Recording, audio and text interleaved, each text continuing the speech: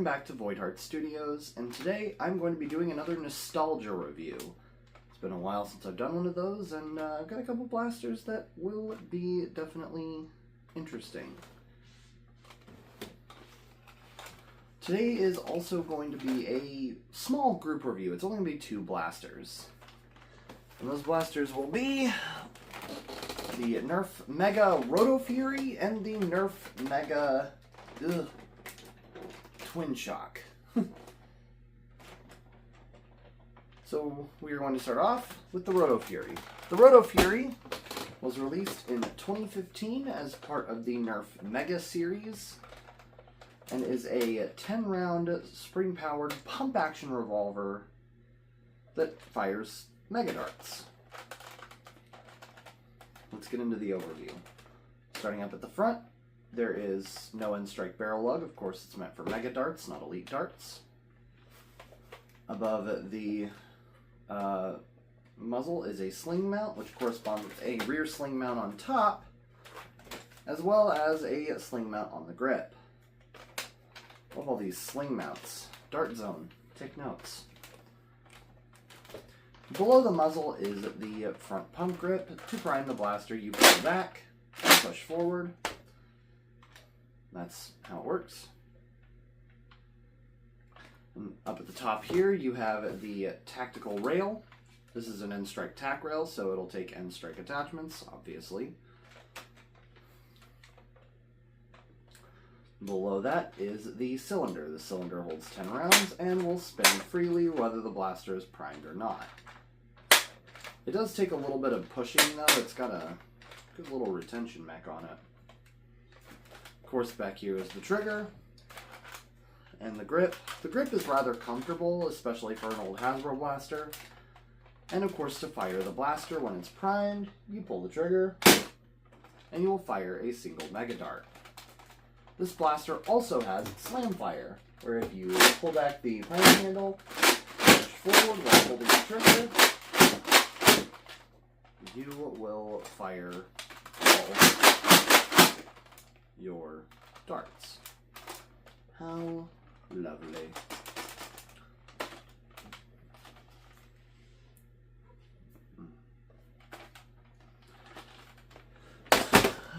And the second blaster I'm going to be covering today is the Rotofury. The Rotofury was released in 2018 as part of the Nerf Mega series and features a Mega Dart that I forgot to put in. Hold on.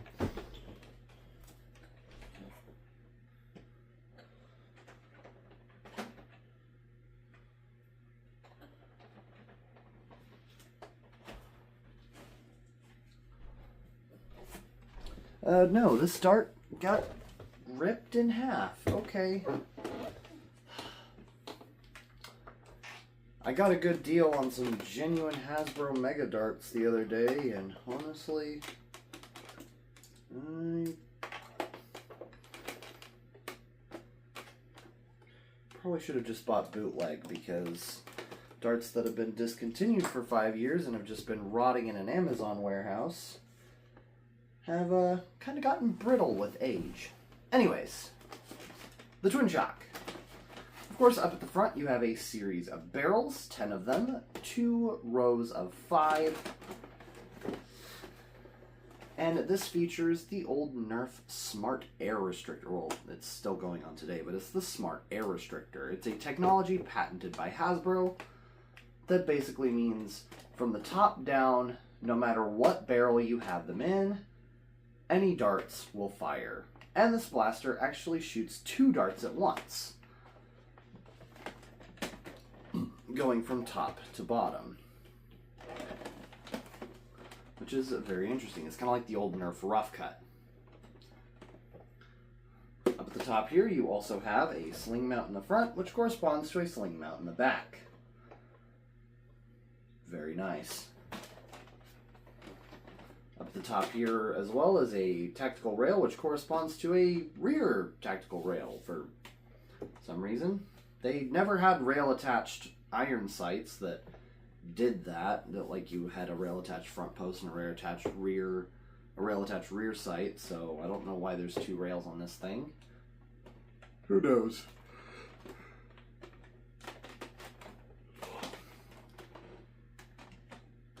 But of course, down here you have the pump action priming grip, and this is priming 2 springs, by the way. 2 springs that are also heavy enough to fire Mega at 70 to 80 FPS. The gear reduction mechanism in this thing is insane. Anyways, going back, you have the trigger and the grip. The grip is very comfortable, and of course with the trigger, since it is primed, you just pull the trigger and you fire your 2 Mega Darts. This blaster also has a unique feature where basically it's got a 2-stage trigger. Basically the catches and how the trigger interacts with them are slightly staggered, to where if you give it enough finger and pull the trigger with enough delicateness, you will fire 1 dart. See, the right barrel is empty. And then pulling the trigger all the way will fire the other. So you can use it as a little sequence to use it as kind of like a 2-round burst. Or you can just do that. And also, this blaster has slam fire, because of course it does. Yeah, that's my overview for the Twinshock. Now, I'm going to talk about the reason why I chose these blasters for this review, because, well, not only my recent obsession with Mega, spurred on by something you can hopefully see at least part of in frame that I reviewed last week, but these were kind of the most, I wouldn't say war-worthy, but like the most practical of the Mega Blasters, because, you know, they had decent capacities that weren't overly excessive, difficult to load, or in weird configurations. Allergies are making my eyes... Yeah! Sorry. But they were, they had, you know, decent capacity for their size, because again, 10 in Mega is like equivalent to like 15 or 16 in Elite. Like I said, the largest capacity for Moose's Mega Blasters is a 12-round magazine, because it's just as long as an 18-round magazine, and that's why, you know, Mega Blasters were always such a low capacity, is because you need room for the larger darts. And yeah, but these are kind of the most practical Mega Blasters, and yeah, they're relatively recent. The Rotofury is from 2015, the Twinshock is from 2018, but they are discontinued, which does make them meet the criteria for a nostalgia review. And also, you can find them pretty easily at Goodwills. The Rotofury especially. I found plenty of Rotofuries at Goodwill, and I found my first couple of Twinshocks at Goodwill a couple of days ago, and this was one of them. But, yeah. I just wanted to kind of raise awareness about these for the people who kind of, you know, still play low FPS games, or, I mean, these could work as shield piercers and even, like, 150 caps, because they hit about half the cap, but Mega has good range and all that. So, yeah, that was kind of why I chose these blasters. And yeah, that's the overview all done up. Let's get on with the firing demo. Alright, we are on a range, not the range, a range. I'm in my house today because, well, I have no sunlight.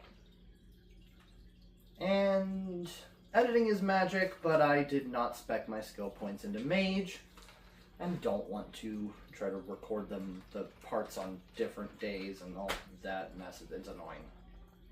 So, we're doing this from the great indoors. Just going to be shooting down my hallway. It's about 25, 30 feet. I'm going to be shooting from behind the camera, like how my old videos were, or my old Nerf reviews were. But yeah, first up, Rotofury. Start off with the first load.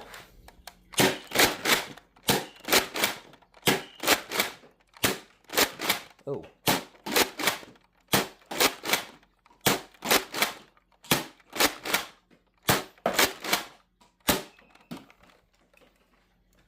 Those bad shots were probably blowouts. I'm using fresh darts, but I'm using old Hasbro darts, and they've probably gone soft from... They've probably gone brittle from being in Amazon storage for so long. I have reloaded. Now we shall do Slam Fire with the Rotofury.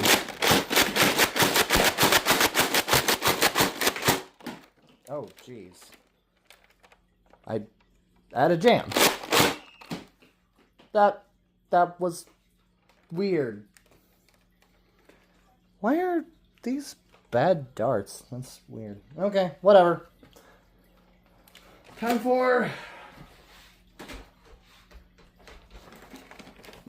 the other thing, the Twinshock. Alright, I'm going to try to alternate. Or I'm going to do 1, 2, 1, 2, and then 3 just both at once for the first load.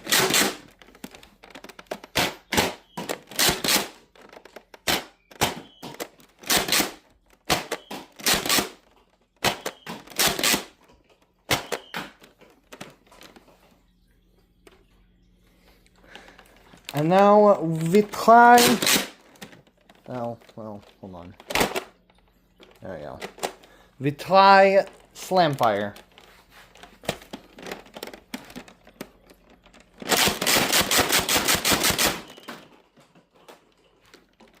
And that is always satisfying.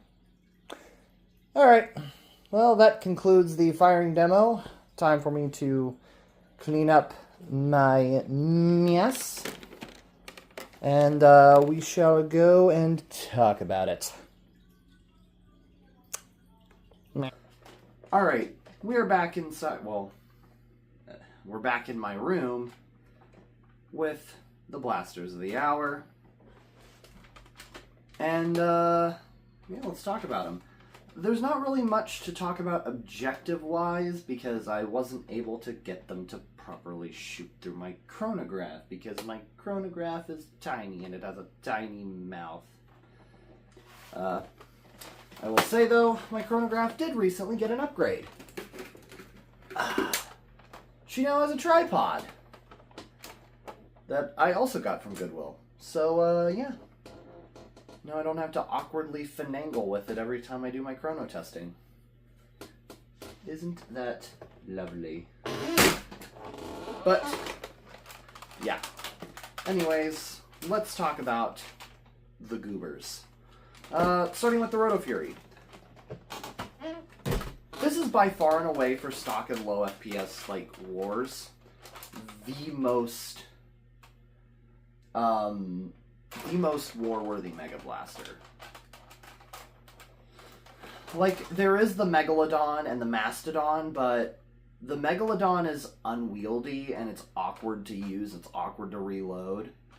And the Mastodon is just gigantic and has all the same problems as the Megalodon, so you're not going to be having any, like, better time with it. And then there was also the Moto Strike, but there was, like, I think it had a bunch of issues with, like, the trigger and whatnot, which probably easy to fix, but still, the Rotofury has kind of always been reliable because it doesn't really jam except for when a dart just doesn't fire because you were a dumbass and got 5-year-old rotting mega darts. If you're using them for personal plinking and you and your kid sisters don't mind getting hit at 70 to 80 FPS with essentially mega FVJs, which is a Nerf slang term, a hobby slang term for the harder tipped darts, just buy bootleg. I know I haven't bought them yet, and I haven't tried them yet, but there's one from a brand called Race Squad that they're like 120 darts for $15, so it's not even that bad. But yeah. And I'm going to assess that. The weak shots I had out of the Rotofury and the jam I had while slam firing the Rotofury is purely because of the darts. I have run like my well-worn mega darts through this thing, not an issue, not a problem. I have never had any jams or malfunctions that were the fault of this blaster, and the same thing with the Twinshock. But this is kind of the most war practical mega blaster. It's big, but it's also compact. It's relatively slim for a mega blaster, and I mean, if you needed like a high capacity mega blaster, you can just take this and sling it on your hip and be fine. It'll probably be a little bit of flopation, but that's only an issue if you do like hardcore parkour. You could probably make like a custom a custom holster or back mount for it, so that way you can then just deploy it and use it from there.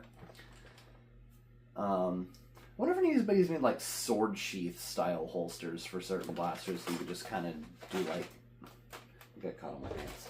You just kind of do like this number with it. That would be cool. But anyways, yeah. With the Rotofury, it's very fun to use. I enjoy it. It's definitely one of my personal favorite Mega Blasters from, you know, the olden times of Hasbro Mega. But it is definitely a good one as well. A new segment that I am going to invoke in nostalgia reviews specifically is, what improvements do I think could be made? Like if I were in charge, if I, with all the hobby knowledge I have now, were in charge of designing the Rotofury or whatever blaster, what decisions would I made differently? Or like, what could Hasbro improve upon with like a Rotofury V2? Obviously there's going to be no more Mega because of N Series, but if they had made a Rotofury V2, what would I want? Firstly, firstly I want a stock. Just put a stock on it. Slamfire is so inaccurate. Like, the darts are already bad enough, but Slamfire makes it even more inaccurate by... You see how much the blaster jiggled around? That jiggle is pointing the barrel and the cylinder in different directions because it doesn't have the support from a stock.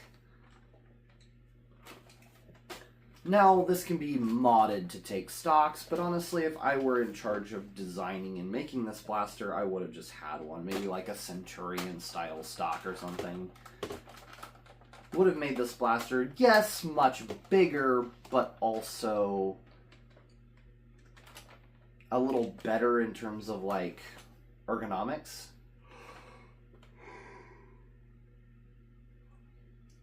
Because a blaster like this is just begging for a stock. Or take the cheap way out and just throw a stock attachment point on it, for all I care. I mean, they did that with the Shockwave in Elite 2.0. They just They had they re-released the Surge Fire, and they just put a stock attachment point on it. But yeah. And the other thing I would do is I would slightly increase the capacity of this cylinder. This blaster is large enough, this blaster is chonky enough that you can get away with a slightly larger cylinder. And on that note, I would do away with this piece because this piece does sometimes like slam into the back of my hand when I'm priming it. And this does nothing. This does not help the blaster functionally at all. It's just a piece of cosmetic plastic, so modders have probably been taking a hacksaw to that for years upon years upon years, and I probably need to do the same. But yeah, I would increase the capacity because this blaster has room for a larger cylinder, like maybe 12 or 14.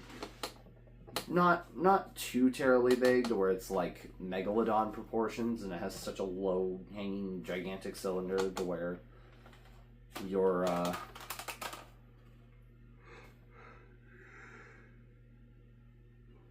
it messes with the ergonomics, but definitely something a little bigger because more capacity is always good. Anyways, next is the Twinshock. The Twinshock is a blaster that I find also very fun because shooting 2 mega darts at once is just peak.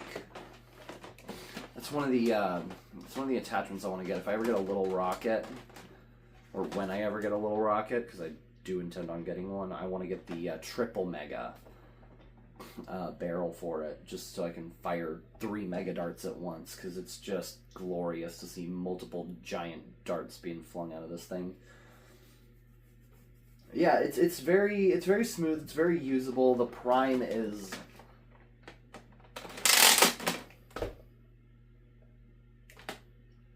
Yeah, I, Mr. Can't Have Kate 14 in my Moose 2, just primed 2 springs with my pinky. Because the Twinshock's gear reduction system is just that good. But yeah, that's all I really have to say for my opinion part. If I were to change anything about the Twinshock, there's nothing really I would change because the grip is nice, the core grip is nice. I mean, the vertical pump grip is whatever. I don't care either way. I don't care if it's vertical or horizontal or whatever. I would also give this blaster a stock. Like, the rough cut is fairly small and compact, and it has a short draw stroke. So, you know, being, you know, stockless doesn't hurt it as much. This thing is like,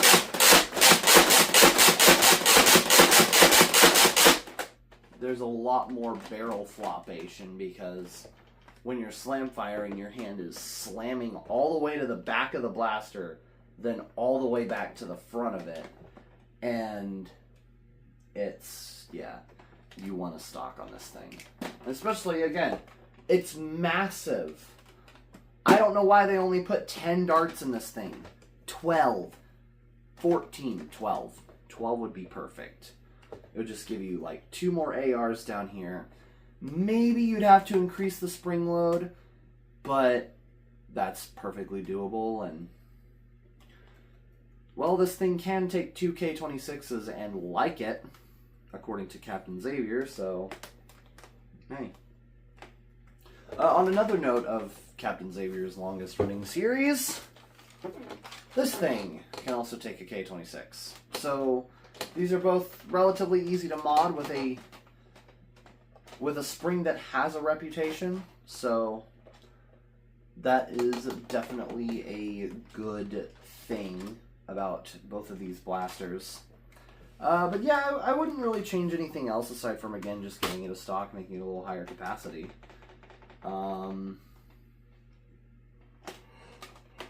If I had it my way... Oh, bollocks. Sorry, I don't mean to be so yawny. I'm tired after my Nerf brute meet today. But I would make the blaster a bit wider. Like, this blaster is very long, it's very thin as well. And it's very tall, so it leaves the weight balancing to kind of be very top heavy. So it's like, like it's hard to balance. It's a little harder to balance than most Hasbro blasters. You just kind of got to get used to it, but still. Like, I would just make this thing a little wider up in the front. Maybe have, like, you know,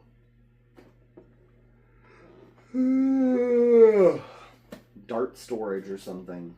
Onboard dart storage would have been cool. Maybe in the stock that they should have put on this thing. But, yeah, that's really it that I would change with the Twinshock. But, yeah, I think that about wraps up my coverage of these two blasters. I really hope you enjoyed this video. If you did, please do leave a like, comment, and subscribe. The algorithm nonsense junk. And comment your favorite original Hasbro Mega Blaster, because they're big and silly and hilarious and fun. I will not put buy links in the description below because these things are not available in stores right now, and I wouldn't want you to get ripped off. So trawl eBay at your own risk. Hunt for them at Goodwill or just any thrift store you have nearby. I think I've seen a Rotofury at like Eco Thrift over in North Richland Hills. So, yeah, that'll be it for the video. I really hope you enjoyed, and I will see you all in the next one. Goodbye!